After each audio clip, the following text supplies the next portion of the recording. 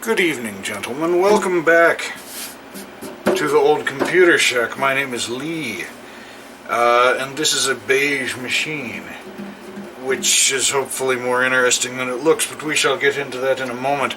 I always forget to shill all of the stupid crap in these videos, but if you'll forgive me for just a moment, if you look down there, there is a link to a shitty web page that contains a link to a Discord server that you should join, because it is out of control, and we can talk about old computer stuff and other things. It's a great place to be sometimes, maybe, so come and join us there. It's like the island of misfit toys.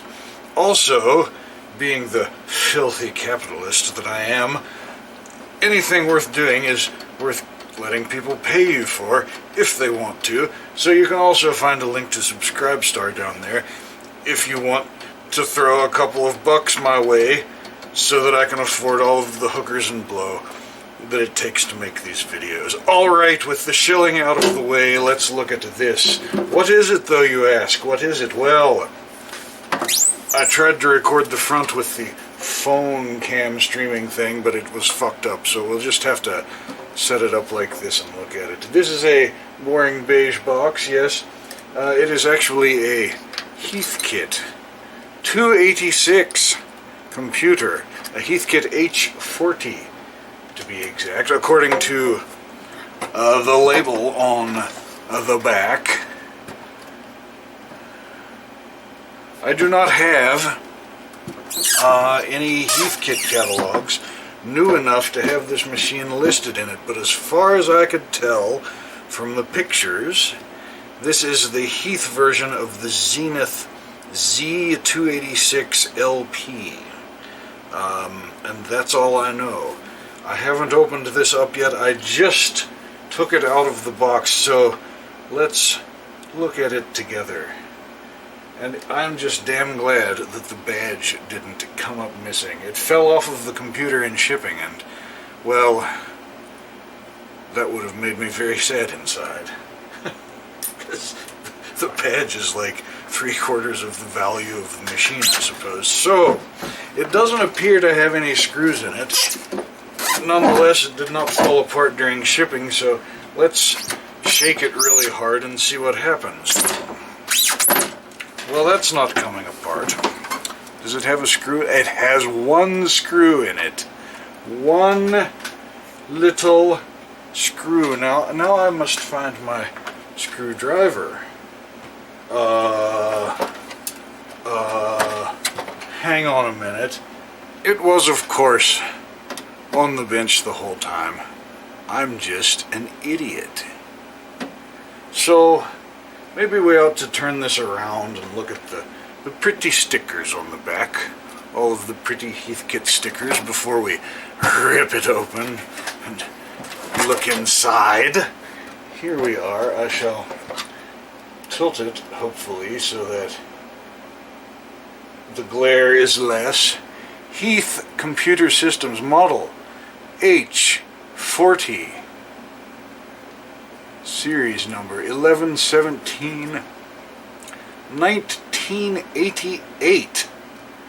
So, it appears to have no onboard video, 2 serial ports and a parallel port built into the motherboard. It has a VGA card installed. It appears to have a second parallel port installed. Actually, I'm pretty sure that from the pictures that this is an external disk drive interface. And a modem, because everyone needs a modem in this day and age. It is perhaps the most useful peripheral for any computer ever in current year. And in the front, we see, if it doesn't fall apart now that I took the screw out, we see a keyboard port in here, I think. Yes, I believe that's what that is. And that is distant. Oh, it's because the case is trying to come off. Never mind, I'm an idiot. No, it's not because the case is trying to come off. That's just really deep. Huh. Well, that'll take a long connector, I suppose. And there is a 3.5-inch floppy drive and what appears to be a hard drive face plate let's put this around where we can get our filthy fingers into it and see what delights lie within. Here we go. Are you ready, boys? Dun, dun, dun, dun. Oh, something stuck. Shit. Oh, here it goes. Dun, dun, oh, fuck. Dun, dun, dun, dun, dun, dun, dun. Was that exciting or what? Alright, let me put this fancy cover up where it will fall down and get broken when I least expect it. Let's see, here's a good place. I'll put at the top of this precarious stack of antenna tuners and 10D1000 plus cards. Alright, what do we have here? We have a power supply. Oh shit, here's a ROM. A ROM with the window uncovered. Uh-oh. I hope that it was in the dark with the case on for a long time, so that the UVs from the atmospheres, from the suns, didn't make it forget all of its happy data. I assume that is the BIOS ROM. Hello, Mr. Beefy. What are you doing? I shall put a piece of tape over it for now. And cross your fingers with me, gentlemen. Let's hope that the BIOS ROM is not shitified. I suspect that there's probably no difference between the Z-286LP BIOS and the Heathkit H-40 BIOS, though. This is, I assume, late enough in the Heathkit life cycle that they were kind of pinching pennies, maybe, you know what I'm saying? Here's a bag containing, the label for the ROM. Very good, so I know the part number. I might be able to find an image on the internet if necessary. And another sticker and a bunch of screws. It is fortuitous that the seller, because yes, I did pay money for this because I am obsessed and unhealthy, it's good that the seller included that. Thank you, seller. You are all right in my book. Now, there is a piece of tape, a piece of Velcro here, a piece of sticky Velcro, which I assume once held a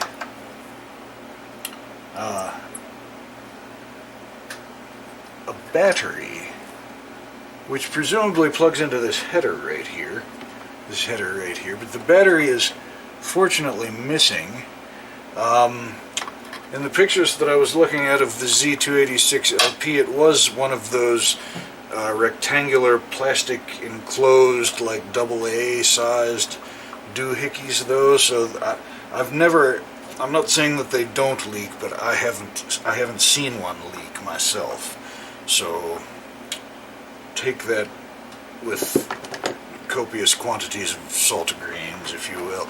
Alright. Let's, it's got a bunch of RAM in it. That's pretty cool. Hopefully that's more than 640K. Let's take some cards out of it so that we can see the pretty motherboard lying beneath. That board is warped as fuck. It's coming up off the standoff. There we go. Maybe that just popped loose in shipping, I hope. A modem, because everyone needs a modem. Let me keep these screws where I won't lose them. Hello, Mr. Beefy. Why don't you jump up onto my lap and say hello to all of the peoples on the internets? They seem to like you. Perhaps more than the actual computer content.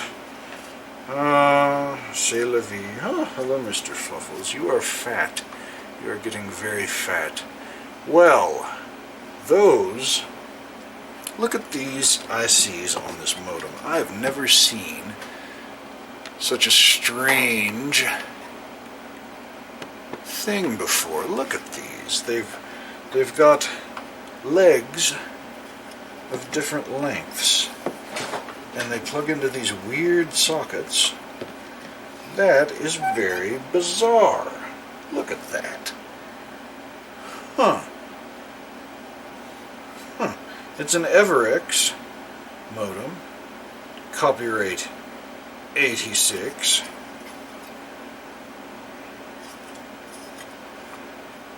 I do not see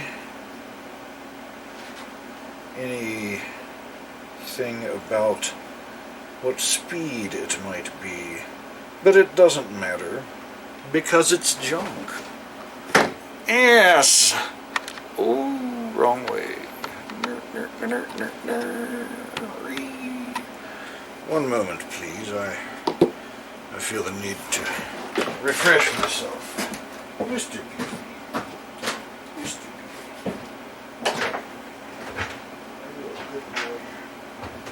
Yes, sometimes, most of the time, occasionally. I apologize for the loud air conditioner if you can hear it in the background. But it is hot today and I'm a wuss. Now this is an external floppy interface. It's not really an interface, it's more like a... Well, I'll take it out and show you here. Maybe I should unplug this cable. This cable just comes off of the internal floppy drive, this ribbon cable, and plugs into this floppy I/O board. For future reference, when I reassemble, the stripe is towards the ISA connector. And we'll just unplug that and remove this card and examine it with our peepers. So, something fell off of the back of it onto the board when I pulled it out. Something. I'll turn it over and shake it here in a moment. So, this appears to be an actual Heathkit style card. It doesn't say Zenith on it, but you know, Heath was making all of Zenith's computers at this point. So this, if it isn't a Heath card, then it is certainly a Zenith card and would have come with the machine. So that's interesting. The Z-286LPs that I was looking at on the interwebs, I don't believe had this card in them. I mean, it doesn't say Heath in it, but this is a Heathkit style serial model number, and the font, it looks like a Heath product to me. Maybe it's not, I don't know. But it's interesting that it has a DB25 connector on it instead of a DB39 or whatever it was that the IBM used for external floppies. That's interesting. So it would have been a proprietary sort of external floppy enclosure, I suppose. Whatever. And finally we have a video card. It appears to be, oh goodness, a sing, or however the hell you say it, VGA card. It's got 41 464s on it. I don't remember what the capacity of those is. I assume they're more than 64K, so this is probably a super VGA card, would be my guess. It is a 16-bit card. Let's see if we can pull it out without fucking something up here. Here it is. It has, these ROMs on this video card. have part numbers on them that start with 444-3 other digits, and those are very Heathkit part numbers. I was assuming that this was a separate card. I think from what I was reading, the Z-286 came with an EGA card in it or something, unless I'm full of shit. But if these are Zenith / Heathkit ROMs, then this must have come with the machine, perhaps. VGA-H16. That's not Z16, H16. This is a 16-bit Heathkit VGA card. That is very interesting. It doesn't... If this was assembled by the buyer, then they did a very good job. There's no rosin left on the back. It's been cleaned very well, if that was the case. I suspect that this was a Zenith card called the VGA H16. I suspect that this was factory assembled. This doesn't look like it was hand soldered to me. Everything's too perfect. I think this must have been factory assembled by machine. But that's still pretty cool. I didn't realize that there were any H16 VGA cards out there. Well, that's very interesting. It's definitely not a Zenith modem, though. It says Everex on it, so that didn't come with the machine, I doubt. Alright, let's see here. This riser with the 3 ISA slots on it also appears to contain the floppy and IDE interfaces. The ribbon cables are plugged into the back of it. I guess I ought to lay this down and let you see it before I take these things out. One moment. Let me find a box to put these in and clean up a little bit. I'll be right back. I did find another UVP-ROM with the sticker off. Judging from the footprint of the adhesive, this was the larger sticker, the one with the Heathkit part number. So that itty-bitty sticker must have been on this one, unless something else has fallen off of this one. I don't know. In any case, I stuck a piece of tape over it. I think that with the machine all closed up, which I assume it was forever, hopefully those ROMs are fine. Grumble. So let's look at the board here. So it has a 287 coprocessor installed. Here's our 286-12 CPU, 12 megahertz. However, I see a 16 megahertz clock oscillator here, so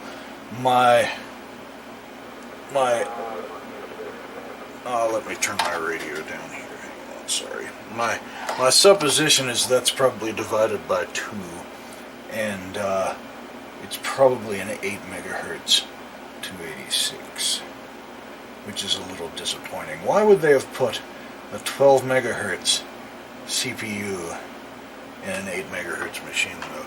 Who knows? Perhaps that means we can make it spiffier.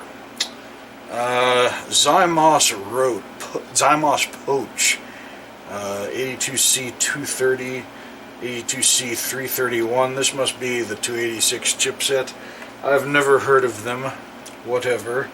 And here's a chips chip. That is a 82C605. My assumption is that's probably some kind of multi-IO chip with the 2 serial ports and the parallel port in it, perhaps. But I'm just pulling that out of my ass. Who the hell knows? That's interesting. A bunch of RAM down in here. Let's continue by removing this this ISA riser along with the floppy and IDE cables here. I can probably just unplug these ahead of time from here, can't I? Yes, that's very, very convenient, that is. Ugh. Now there isn't much to an IDE interface. It's really kind of just the ISA bus with some I/O port decoding. So I assume that this PAL is the IDE controller, and this WD-37C658 is the floppy controller. I would bet money that that's the case, although I haven't looked up those part numbers. Alright, let me see if we...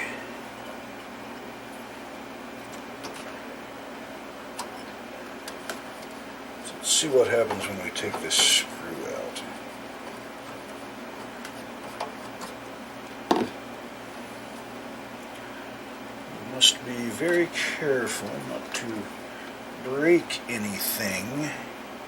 We can't get this speaker out of here until this riser comes out, so these plastic standoffs must be supposed to stay in there. Where did I put my plying tools? Here they are. My plying tool.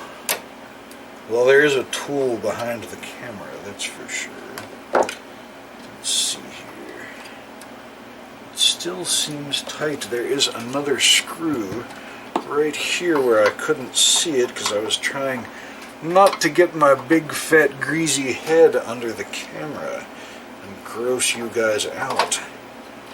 But I'm gonna have to anyway, so sorry about that. Alright, that screw is different than the others, so I'm going to put it back where I took it out of. Now, where did I put this screw? It's right here. I'll put it back there too. Alright, so that hopefully should come right out now without breaking anything. Very good. Here it is. Backplane board. ZD181-7763-10.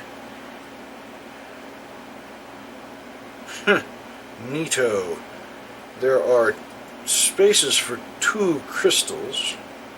I wonder why that is. There's some unpopulated capacitors here. Unsoldered jumper wire. I don't know. I don't have any manuals for this thing. I don't want to hazard a guess. I'm not intelligent enough to make such guesses. Now this frame piece is spot welded to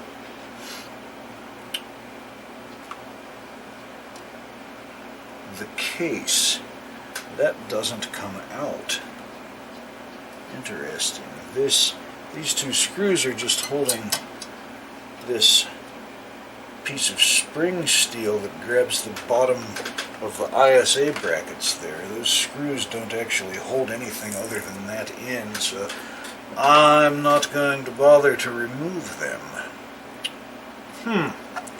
Well, I suppose we can take out the speaker anyway. Let's get it out of the way.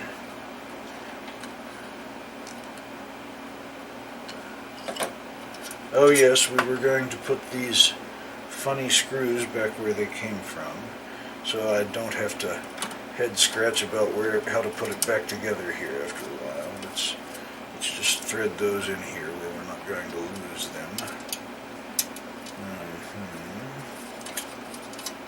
Very good. There's a big security thing back here for chaining it to a desk or something. A lot of Zenith machines were used by the government and military, so Maybe that's why they've got the big thing on them. I don't know. Alright. It looks to me like we've got a lot of stuff uncovered. We should probably continue with the disk drives and such. Make some room in here so we can see everything. Yes, yes. Let's do that.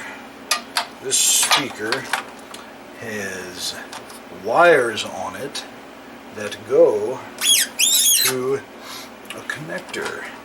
This connector also goes to this power LED, which is a little bit worse for the wear, unfortunately. Maybe I can glue it back together. But let's see if we can unplug that connector and then very carefully put this LED back through the hole without breaking off that last little part of a clip that's, oh no, it's not fucked up, it's just bent. I can probably fix that. A little bit of heat. I think that this thing must have been stored in an attic or something, and that must be what dried out all of the adhesives and made these stickers on the ROMs fall off, and the Heath computer system sticker on the front plate and all that stuff. So I hope that didn't do anything untoward to the machine. Let's remove this floppy cable here and put it in our box. Now note that we do have a twist. Oh, this is weird. Okay, so there's a twist in the floppy cable, but it's on the end that plugged into the floppy controller, or the backplane board. And then all this stuff that went to that external doodad, it has no twist. So that would, I think there was some sort of funny business afoot here. I don't see how, I don't know. That's a little bizarre. Yes. Alright, let's get rid of this floppy drive first. I see a couple of screws here. Let's take those out. I think I'm going to need a smaller screwdriver.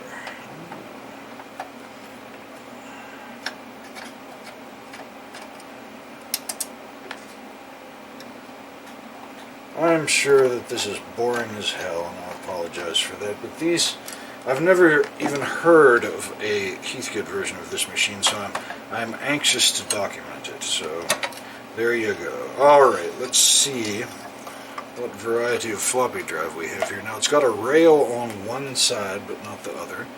That is interesting. It is a Sony MPF17W37D. I assume this is a 720K drive.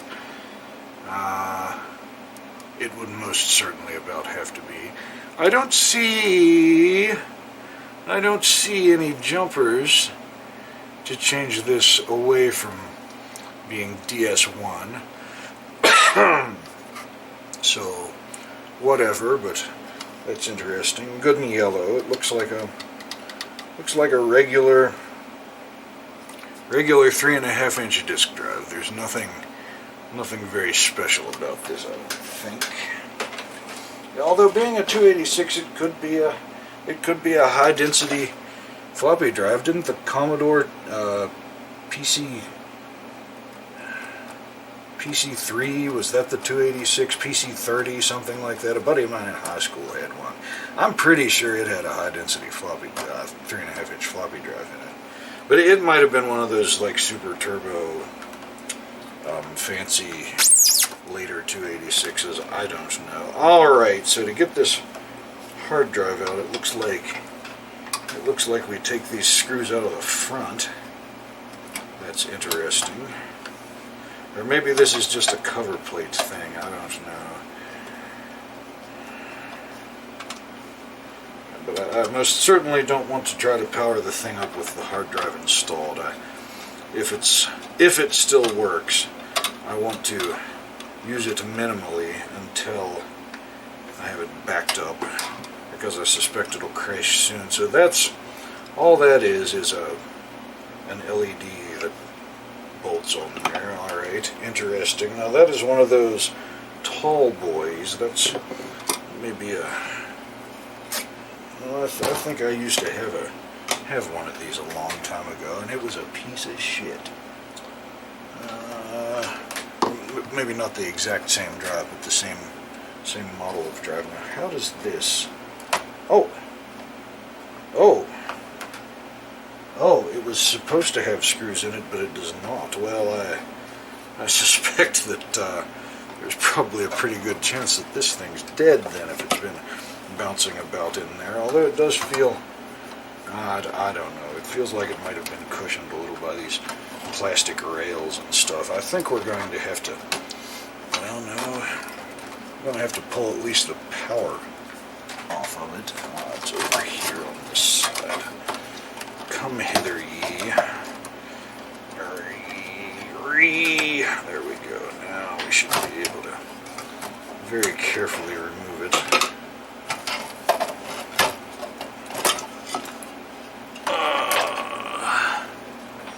Do not apply pressure to top cover. Caution, do not low-level format. ST157A, that would make it a Seagate drive. Yes, Seagate ST157A.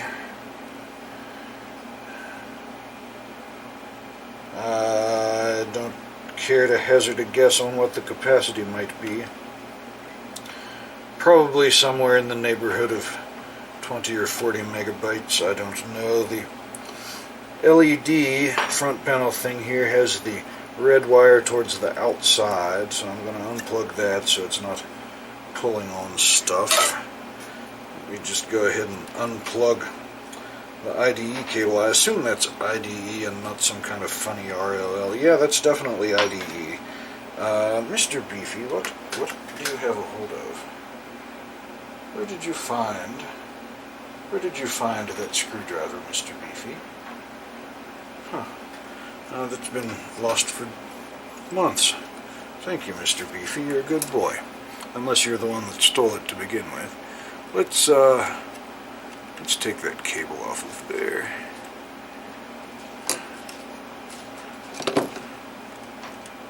Hopefully without bending any pins.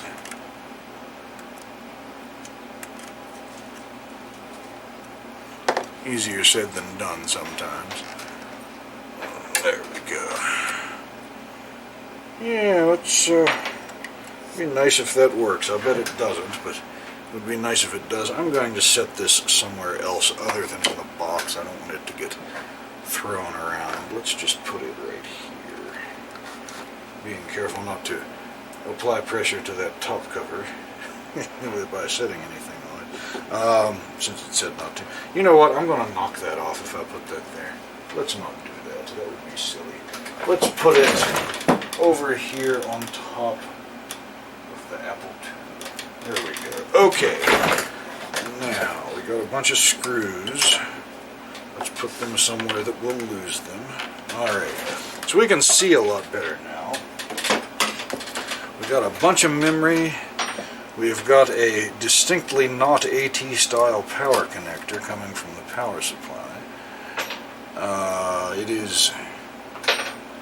is keyed. Good. Okay. These are cheap ass RAM sockets with no metal tabs. All plastic. I assume the plastic is brittle as hell, so we will probably break them if we try to take the RAM out. He says as he tries to take the RAM out. We must be very careful, gentlemen. Siemens 256K memory sim. That bodes ill.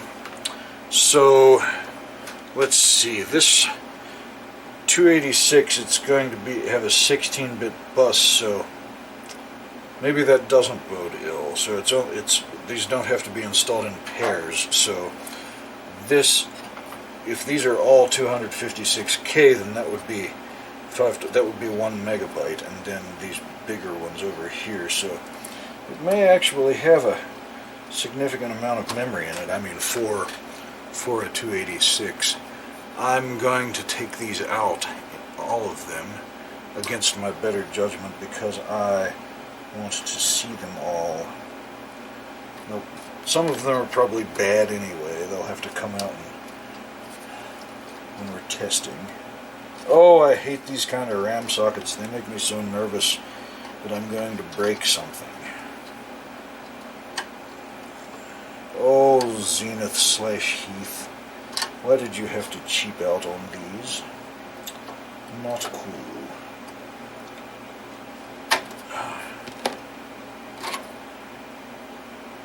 $256K memory sim.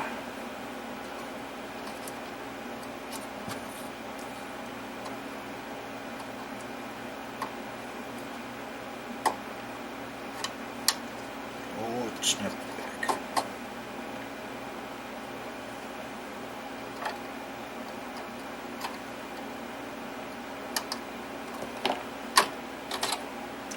$256K memory sim.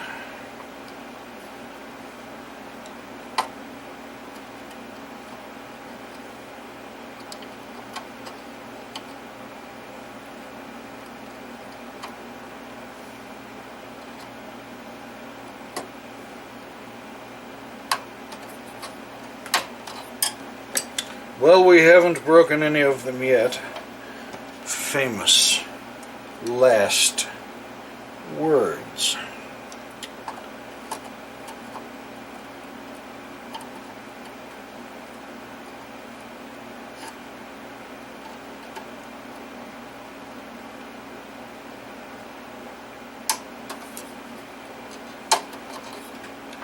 Now, what do we have here?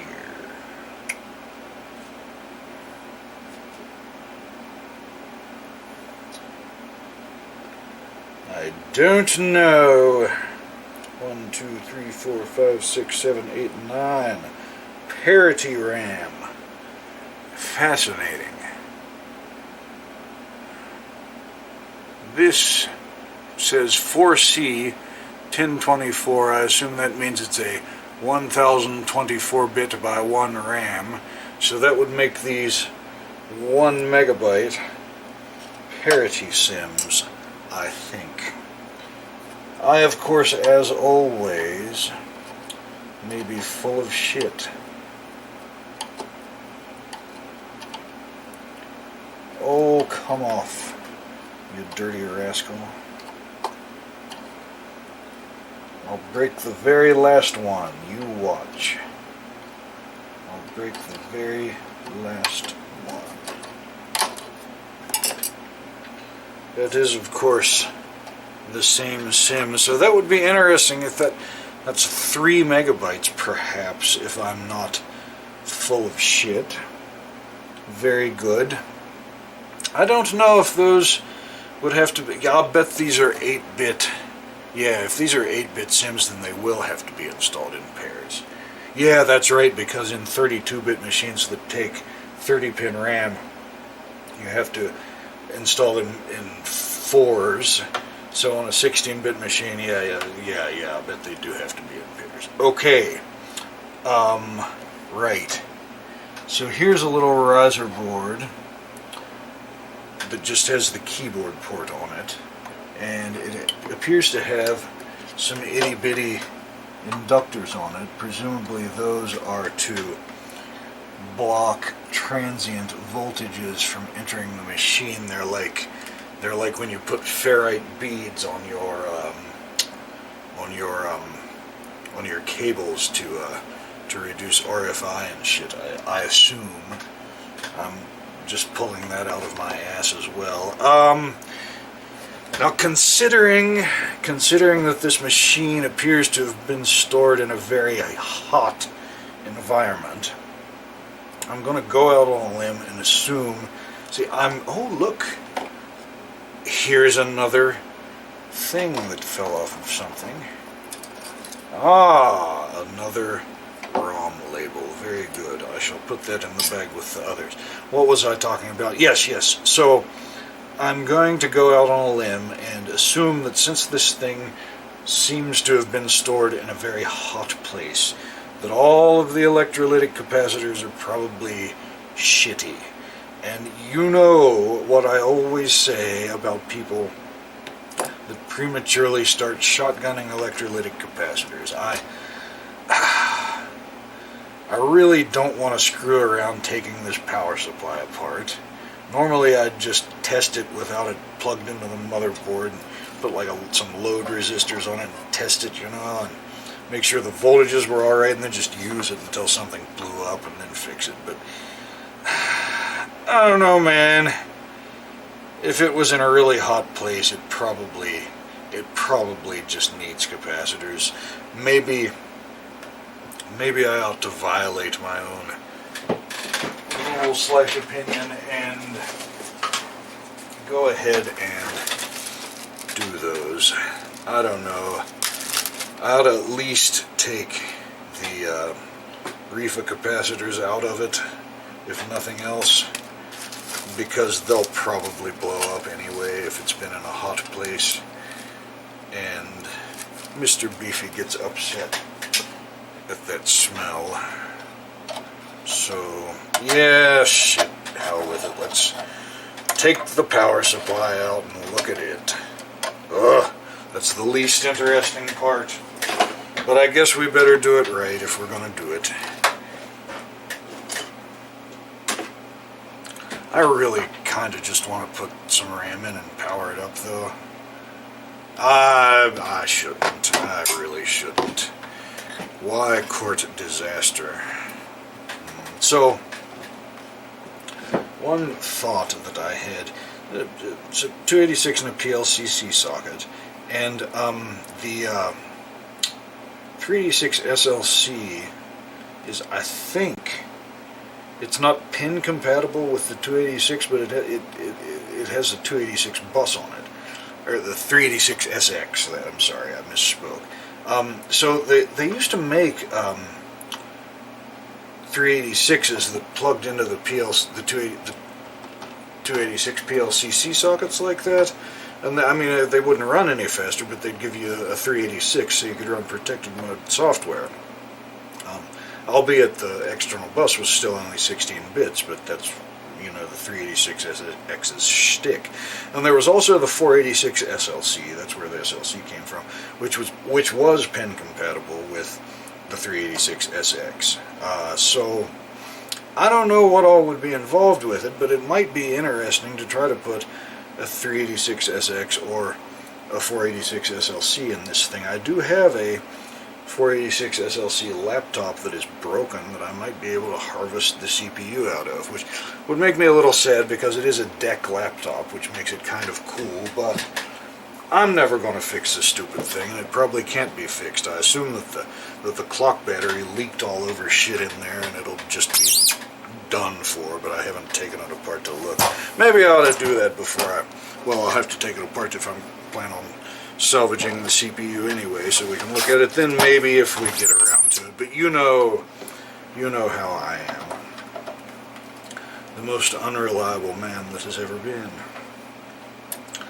A spurg, you might say. A spaz, you might also say. Yes.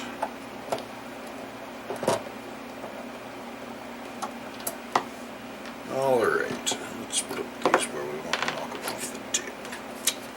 Are you gonna come out, little buddy? Oh, we have to take this plastic bracket off, I believe. Or do we? Maybe it just...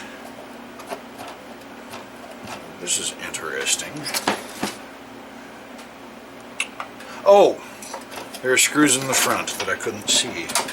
I was once again trying not to get my fat, ugly head in the way. You know what, I might as well just do it. and scare the shit out of you once and for all.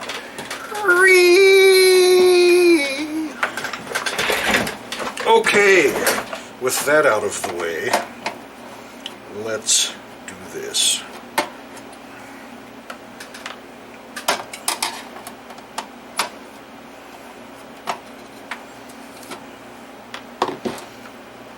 Ah, that came out much more easifiedly.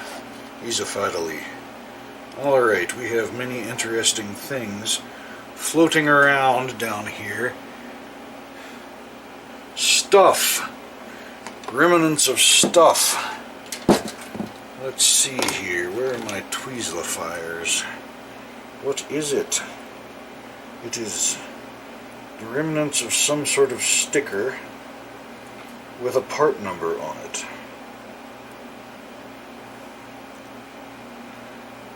I don't know what it might have come off of, but it says A-15768.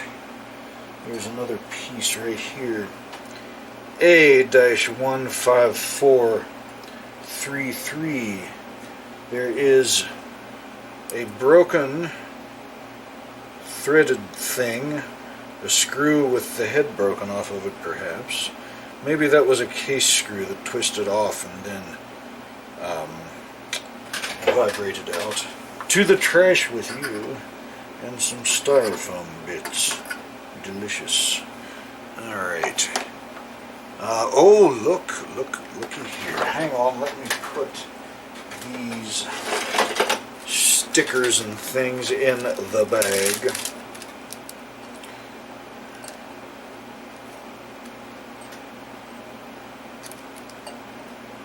Oh, rage. Rage. Rage. Rage. Mr. Beefy, why am I so dumb? Oh, what is wrong with my head brain? There we go.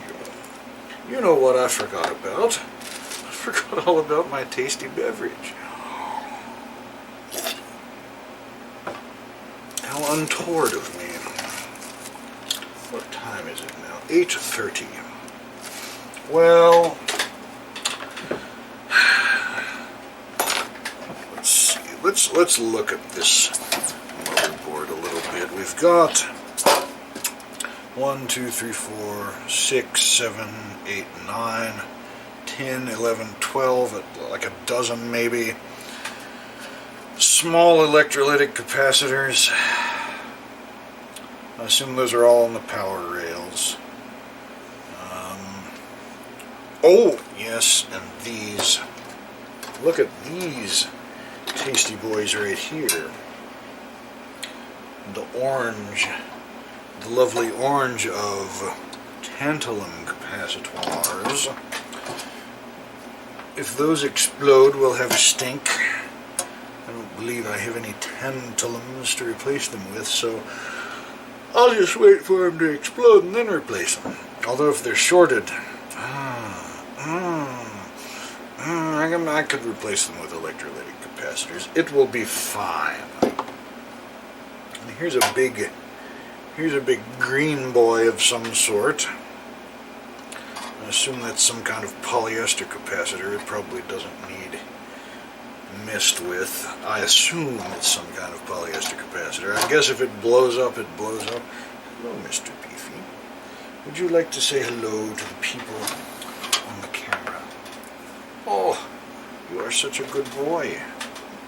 Would you like to sniff the new computer? Does it smell of mice? Does it smell of small creatures that you'd like to eat? You don't want to stick your head under there, do you? Okay. Well, you can sit in my lap while we work. How about that? Alright, what were we doing? Yes, we were going to mess with the power supply. Let me set this thing aside somewhere safe. Oops. Hopefully, if I don't knock a bunch of other shit down.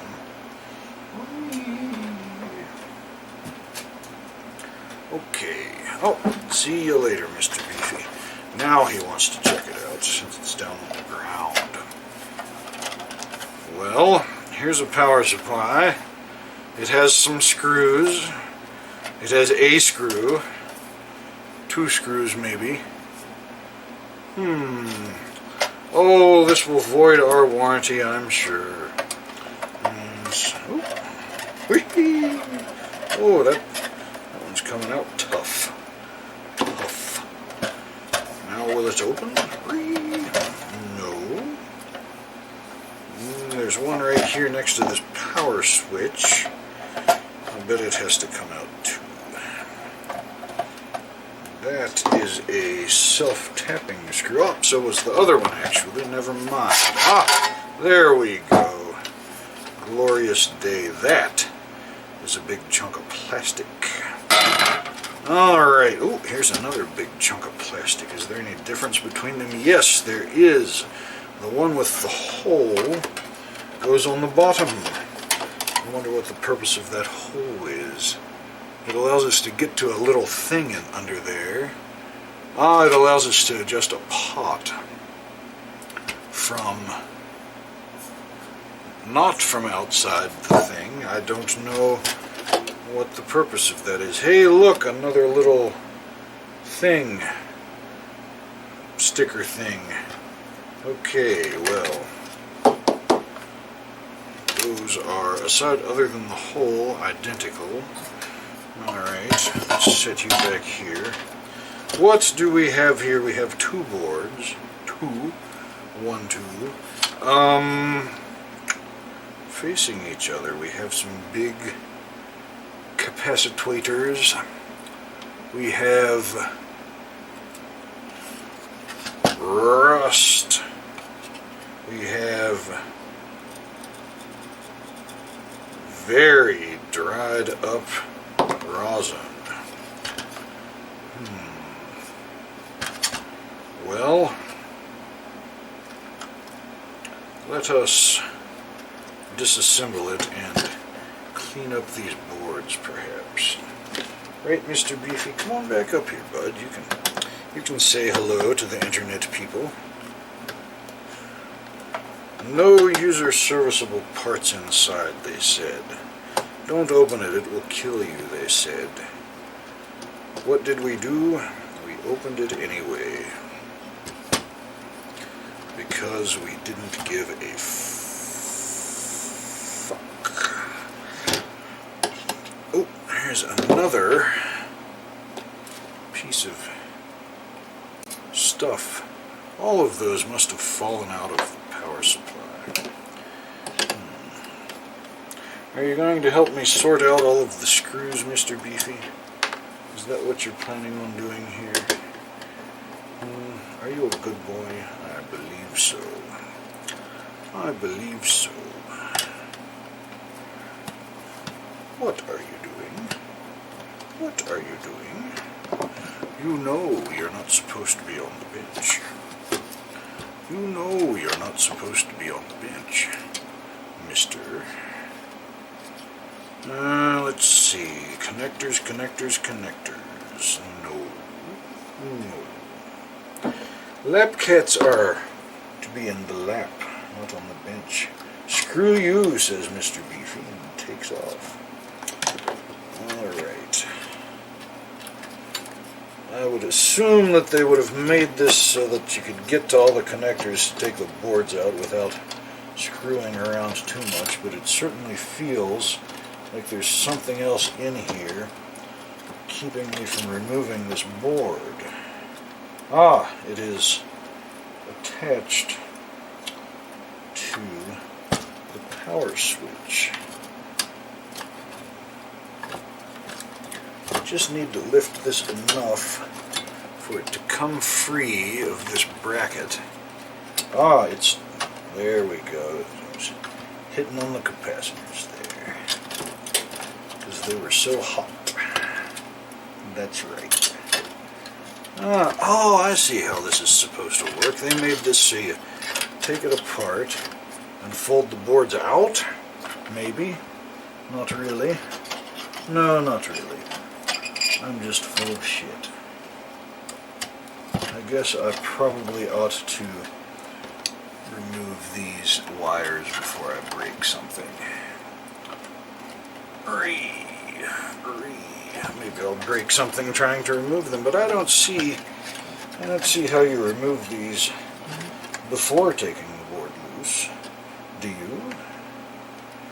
And you can't take the switch out without taking these off. Oh! Well, I'll fuck it up before we're done. You see if I don't.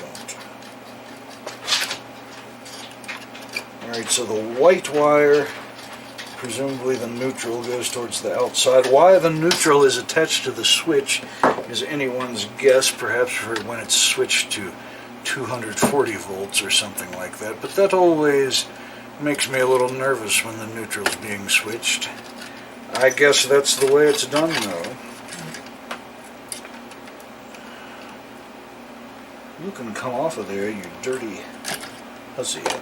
Alright, I think that perhaps I shall put longer wires in there before I reassemble it. 250 volts, 220 microfarads, a squat boy. When it is installed, if I use tall boys on there, it'll touch those heat sinks.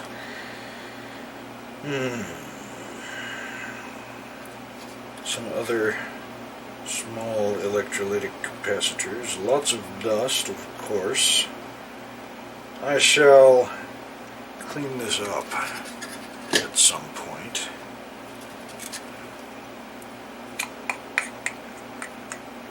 Alright.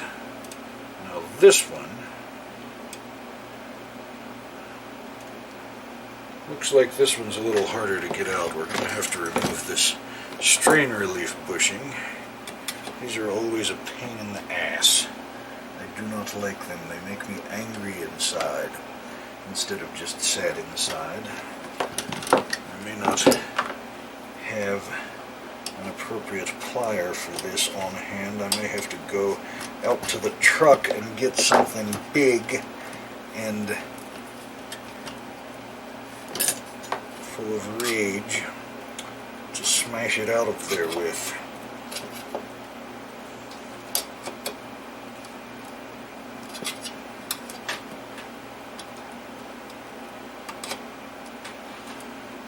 Oh! Oh!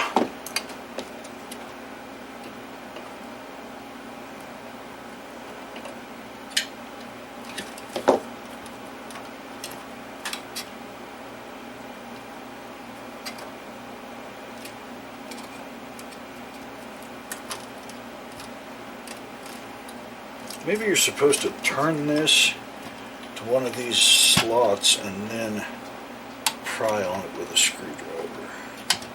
Hey, look at that. Hey, look at that. That's slicker than pig snot. Oh, it didn't actually come, though. I spoke too soon. I spoke too soon. I spoke too soon. There it came. Come hither, ye. Off with ye. Bree. Bree. Bree. Off, off, off. Off, off. There we go. In the box with you. Alright, now we should be able to get that board out as well. It is not attached to anything else. However, I'm sure that we can catch the insulation of these wires on this sharp metal edge and fuck them up if we try hard enough. Are these oh, that's why there's a slot so the stupid big old Molex connector can go through there. I see. Clever. Clever, you Heathkit boys. Clever engineers. Look at that. Like a glove. Oh, the fan. The fan is still attached. The connector is keyed. The connector is being a little bitch.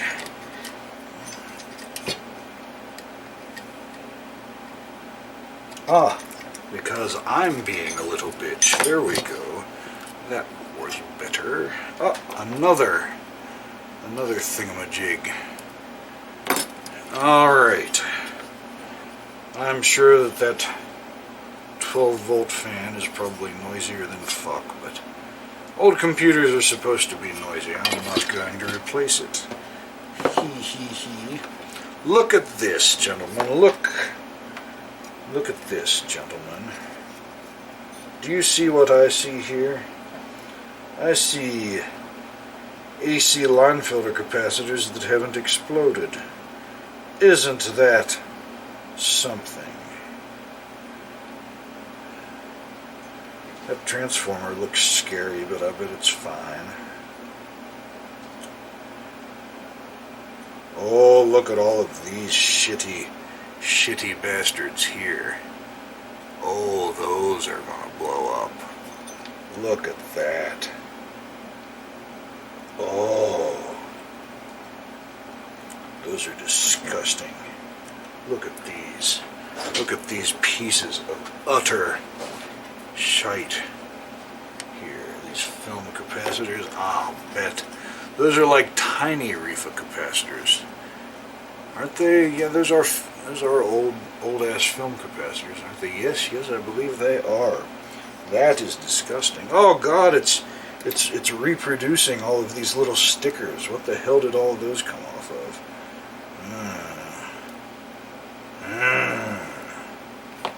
It's breeding. It's like gremlins and shit. Well, this is all dusty as hell and such.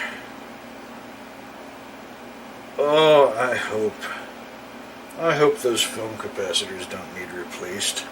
I don't have. Well, wait a minute. I've got some, but they're not radial. Oh, we can do something if we have to. Well, anyway.